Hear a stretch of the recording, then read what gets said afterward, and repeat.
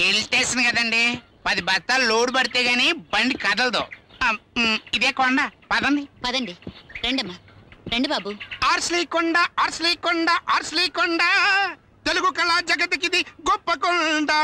ఈ కొండను కట్టించాడు ఎవడో ఒకడు, ఆ కథ చెప్పక వచ్చాడు గంగరాజు, ఈ మందురాజు.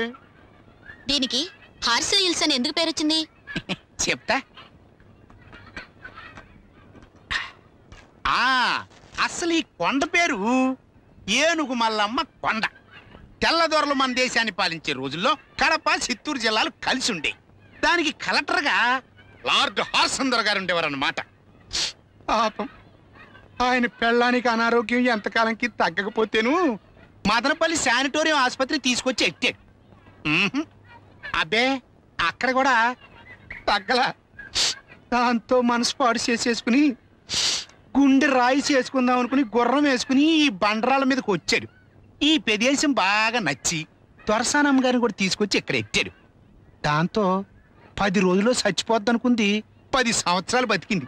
అంతే సెంటిమెంట్ గా ఈ ప్లేస్ నచ్చేసి ఈ కొండకి కాలిబాట్లు వేసి బంగ్లాలు కట్టించేసి అబ్బో అబ్బో అబ్బో గొప్ప డెవలప్మెంట్ చేసేసాడు. త్వరగారు గుర్రం వేసుకుని ఈ కొండ ఎక్కాడు కాబట్టి దీనికి ఆర్స్లీ కొండ అని పేరు వచ్చింది. అది ఆ బండరాయిని చూడండి, దీని పేరు త్రికోణశిల. త్రికోణశిల? త్రికోణశిలే. ఎల్లోడు దీనికి దండం పెట్టే వ్యాపారం చేసుకుందామని వచ్చి ఆంధ్రాను పాలించాడు. ఇంకో రహస్యం, భారతదేశ ప్రజలకి ఈ త్రికోణశిల ఇచ్చినటువంటి గొప్ప వరమే టటన్ టటం ఎర్ర త్రికోణం.